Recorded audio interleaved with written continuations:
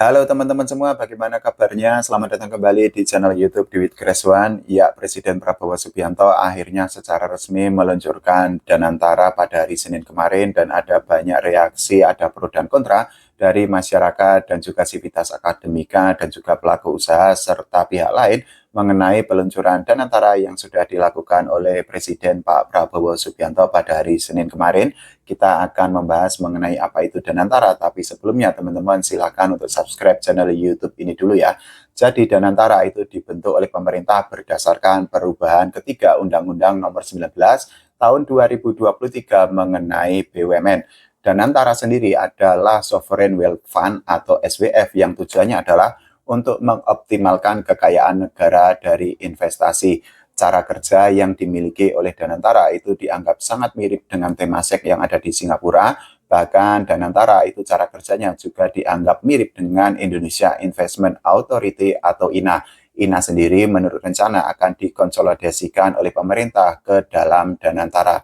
Untuk tahap awal sendiri itu sudah ada 7 BUMN besar, 7 perusahaan BUMN yang sangat raksasa yang bergabung ke dalam Danantara seperti Bank Mandiri, kemudian Bank BRI, kemudian PLN, kemudian Bank BNI, Pertamina, kemudian Telkom, dan juga Min ID.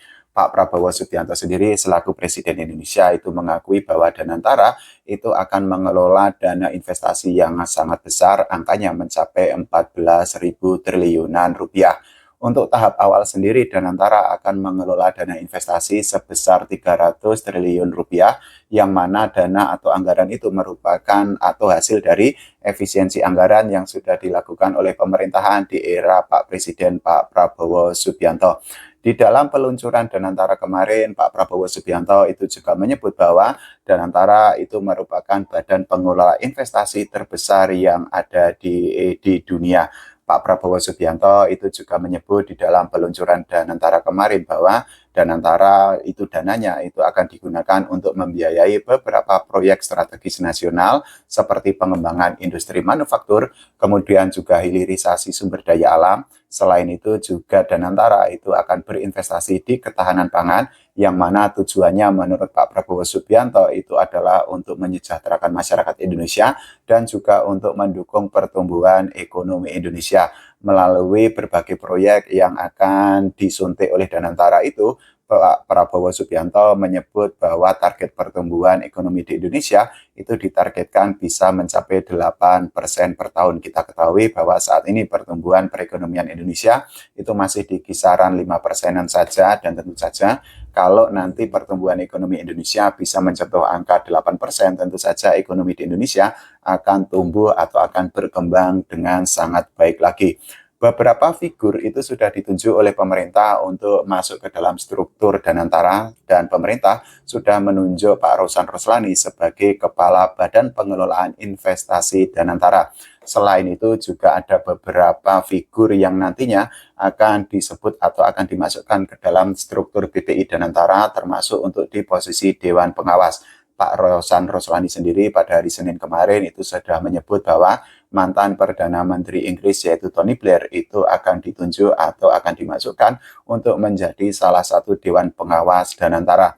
Selain itu juga Pak Rosan Roslani itu juga menyebut bahwa mantan presiden di Indonesia seperti Pak Jokowi, Pak SBY, dan juga Ibu Megawati Soekarno Putri itu akan diikutsertakan atau akan diajak untuk menjadi penasehat dari Danantara sendiri. Seperti yang tadi saya bilang bahwa ada banyak pro dan kontra mengenai peluncuran atau pembentukan Danantara oleh pemerintah di era Presiden Prabowo Subianto. Banyak yang bilang bahwa Danantara itu merupakan sebuah gebrakan yang sangat bagus karena bisa untuk menunjang pertumbuhan ekonomi Indonesia ke depannya. Meskipun demikian, ada juga banyak pihak yang merasa ragu dengan program atau dengan peluncuran Danantara atau dengan pembentukan Danantara yang dilakukan oleh pemerintahan era Presiden Prabowo Subianto. Salah satu yang menjadi kekhawatiran dari pihak yang ragu atau pihak yang kontra mengenai Danantara adalah Danantara itu bisa disebut sebagai lahan untuk melakukan korupsi dari oknum atau dari pihak yang tidak bertanggung jawab.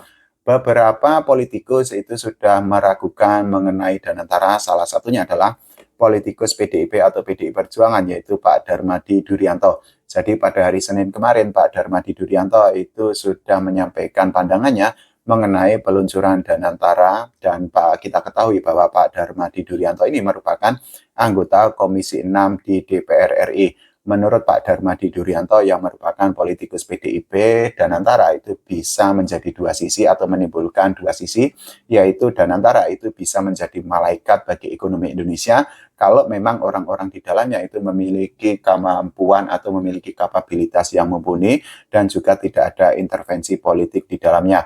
Di sisi lain, menurut Pak Darmadi Durianto, Danantara itu justru bisa menjadi monster bagi ekonomi Indonesia kalau ternyata pengelolaannya itu tidak bagus, kemudian ada intervensi atau cawe-cawe politik di dalamnya, sehingga tentu saja hal itu kalau terjadi amit-amit itu akan sangat membahayakan untuk ekonomi Indonesia ke depannya. Pak Darmadi Durianto sendiri sangat mengharapkan agar figur-figur yang nantinya masuk ke dalam struktur di Danantara itu memiliki kapabilitas atau kemampuan yang sangat mumpuni dan juga sangat kompeten. Selain itu juga Pak Darmadi Durianto sangat mengharapkan atau menghimbau kepada pemerintah agar tidak ada intervensi politik atau cawe-cawe yang berbau politis di dalam Danantara yang sudah diluncurkan oleh Presiden Pak Prabowo Subianto pada hari Senin kemarin. Kalau menurut teman-teman semua, bagaimana mengenai peluncuran atau pembentukan Danantara oleh pemerintah? Silahkan tulis di kolom komentar. Kita doakan Danantara bekerja dengan sangat baik dan juga mendukung pertumbuhan ekonomi Indonesia. Jangan lupa doakan ekonomi Indonesia atau perekonomian Indonesia agar stabil atau bahkan jauh lebih baik lagi ke depannya. Oke, terima kasih. Sampai jumpa.